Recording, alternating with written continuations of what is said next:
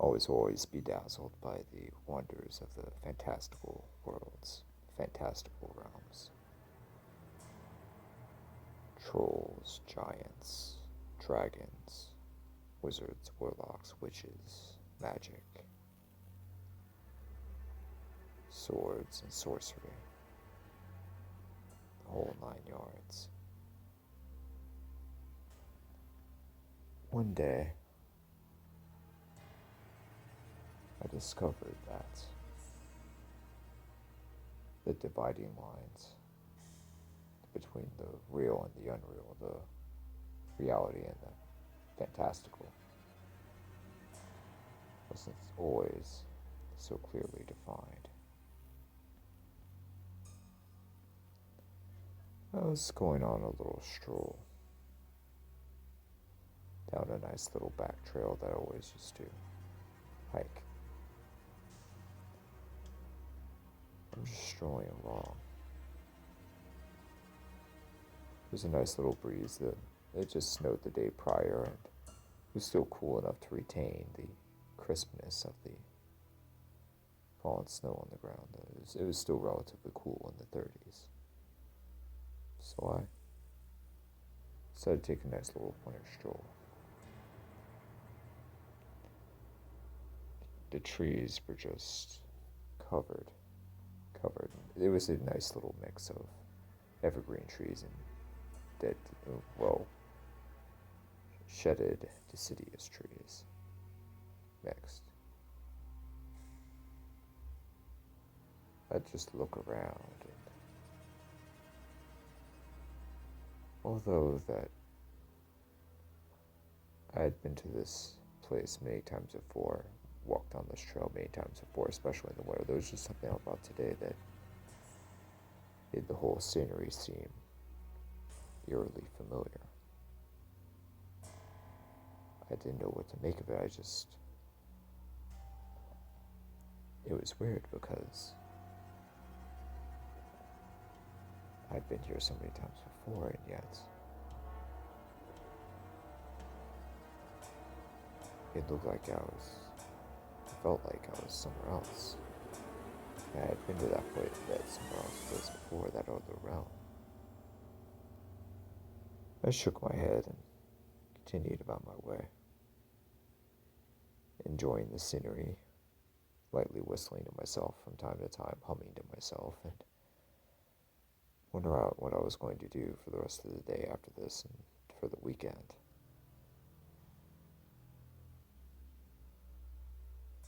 But in the distance, I could feel something beckoning me. Something that wanted my attention. Something that wanted me to be there. Wasn't quite sure of what to make of it.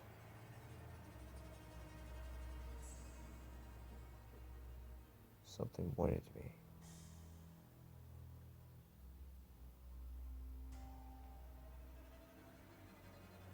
I didn't know how to react. I didn't know how to respond. I've never felt this way about anything before. Initially, I tried to keep walking, but the feeling got stronger and stronger until I could hear a voice yelling for help, almost. It was very faint, but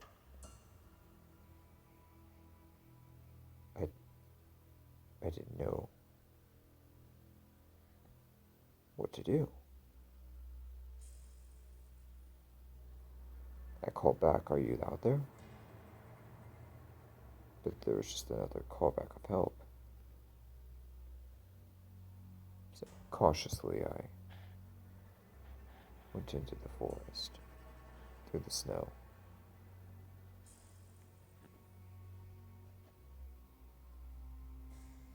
Underneath underbrush, dead underbrush, frozen underbrush. I kept going and going. I was getting closer and closer.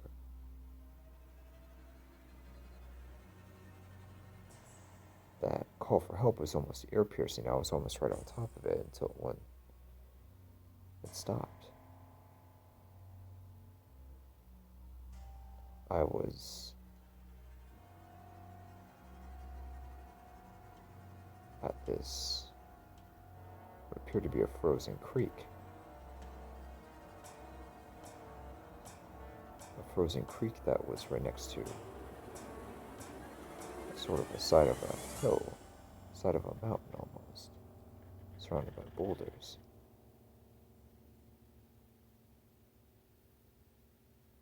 And in the creek were skeletons, frozen skeletons.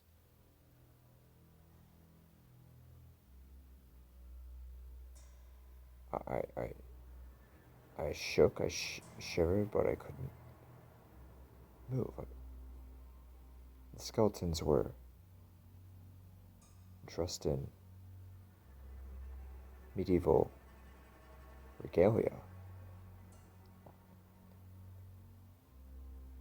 Medieval attire, something you would see in a fantasy movie, or you would expect Vikings to wear. Shields, swords, axes, bow and arrows, armor, helmets, mail, chainmail. But they were just frozen there. I just didn't know what to make of it.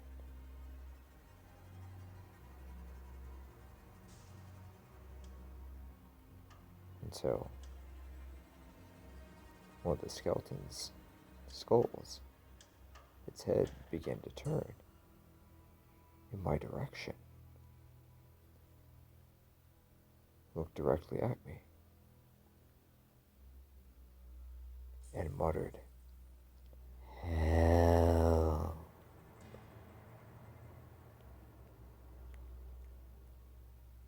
I froze. I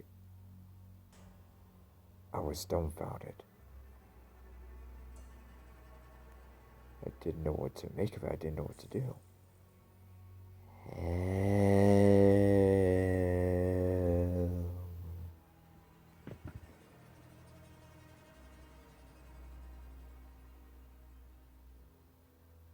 I gotta get out of here. I gotta get out of here. I kept saying to myself in my head, my mind was screaming at me, go, go, go, leave, now, now, now, run. But I was frozen in place with fear. I couldn't react. Couldn't move, hardly.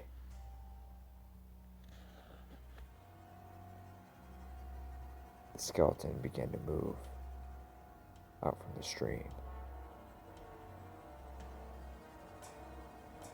along with another one,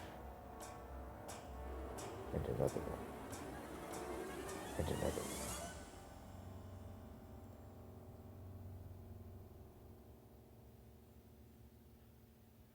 The boned demons had cracked out of the stream and were beginning to move in my direction.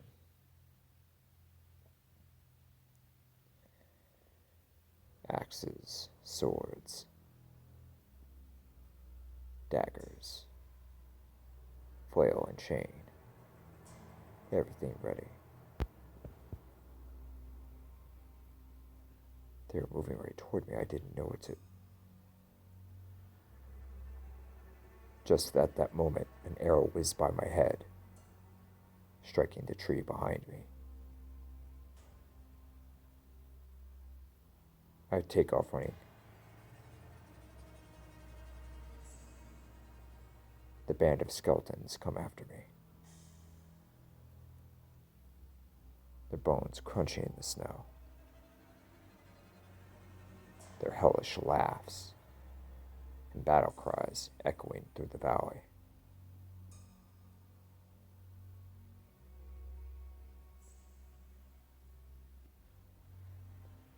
I go as fast as I can toward the trail.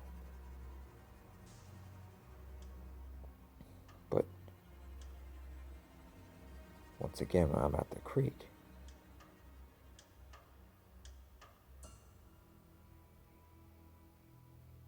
Skeletons are not far behind me. Arrow whizzes by my arm, scraping my left bicep, drawing blood. Shit. I take off again. This time, the snow begins to lightly fall. I look for a hiding spot, but feel as though it might just all be hopeless, that the hellish band might get me, might be still on my tail. Another arrow whizzes by, just lightly missing my head. Shit.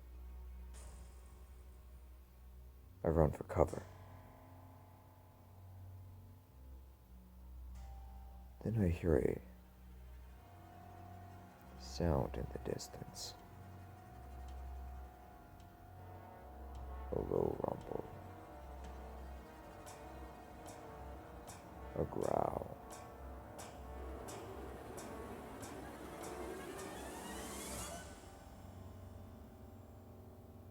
Another growl.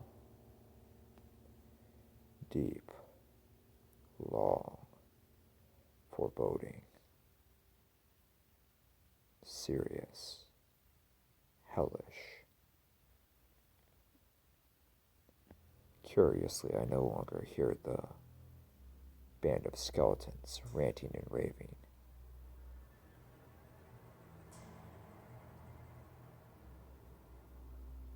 The forest comes to a near complete stillness,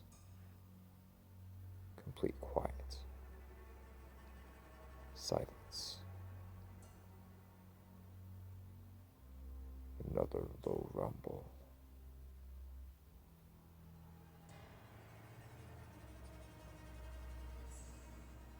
Even lower, even deeper, even louder than before.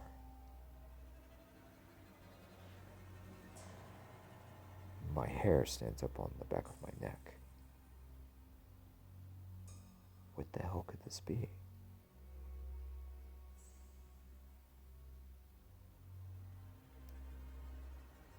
A level of fear sweeps over me that I've never felt before. A level of fear that's far deeper than what I experienced with the skeletons or anything else that I've experienced in life. Another low, long, deep rumbling growl. The sound echoes through the valley, even deeper, longer, and scarier.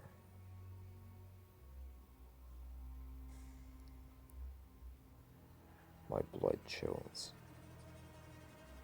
My bones turn cold. The air gets even stiller, even cooler, even colder, harsher.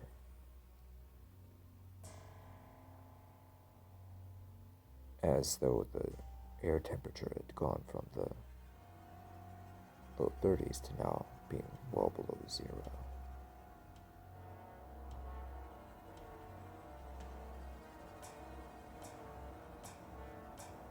I hear screams in the distance. Screams in the distance. Torturous screams.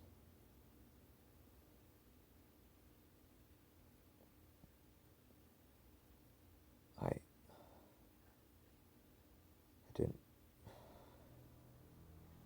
had to go see what it was. Despite everything within my natural instinct telling me to run, I had to go take a look, see what was happening.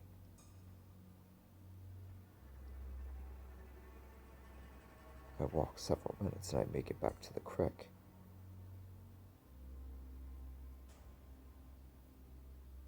All of the skeletons were slowly being refrozen.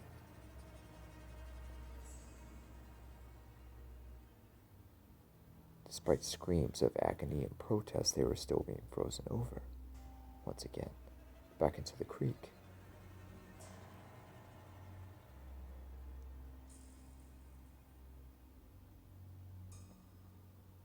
Slowly, another rumble echoed.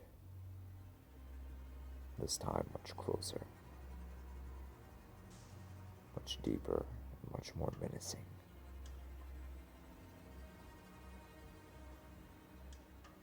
One last scream for help echoed from one of the skeletons, until they were all completely frozen over, frozen solid.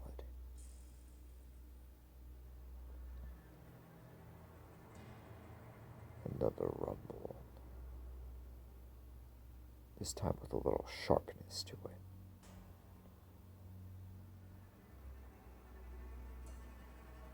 Then my eyes direct me to the opening. An opening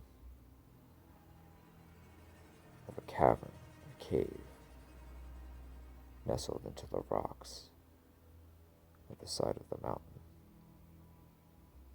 next to the creek.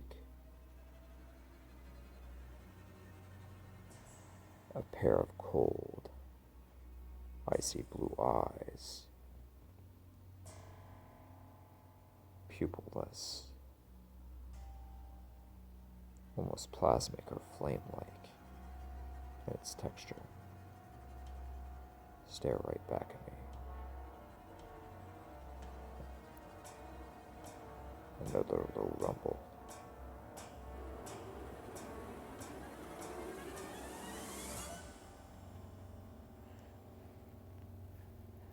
The temperature drops even lower.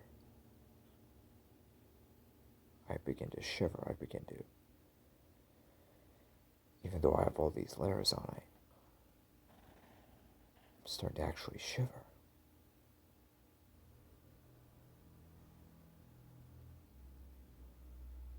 Another growl. The stove begins to fall even thicker and harder.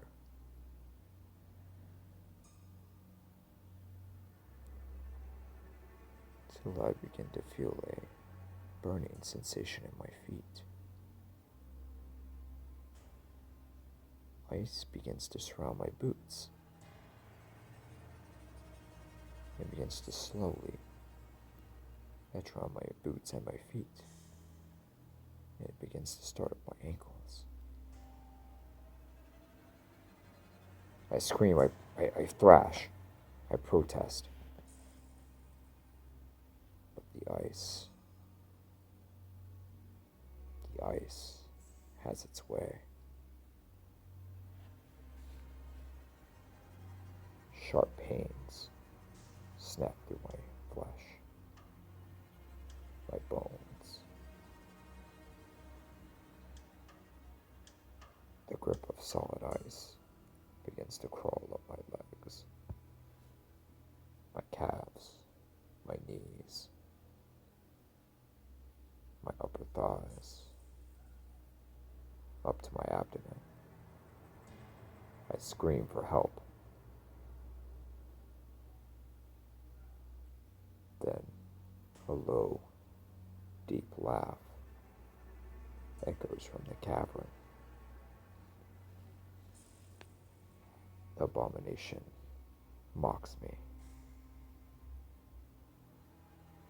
I yell for help again. I flail. I struggle.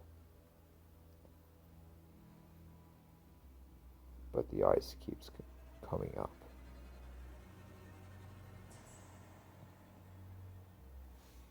Up my torso, my chest, on my shoulders and all my arms. I'm entombed.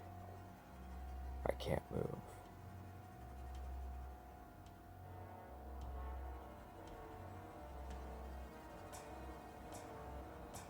move. I can't move.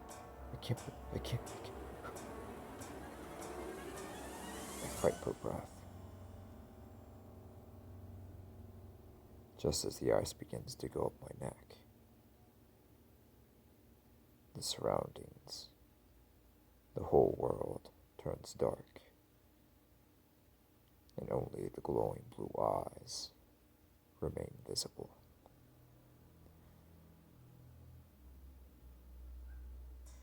The eyes start towards me, rumbling once more.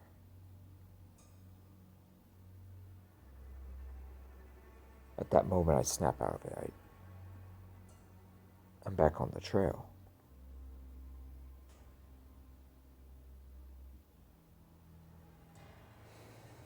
What the hell?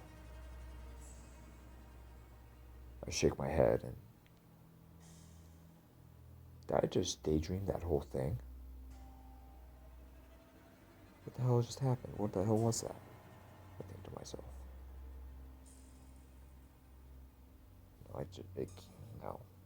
No, no. No. Then I noticed the cut on my left arm.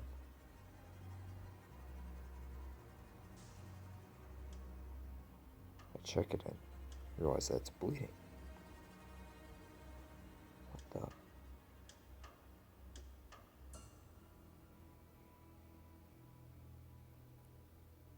At that moment, the temperature makes a sudden drop. Snow begins to fall. And I hear that growl in the distance.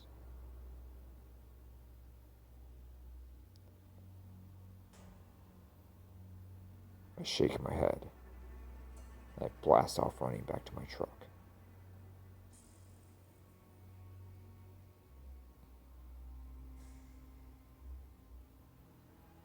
And one last wicked laugh echoes through the valley as I make my way back home.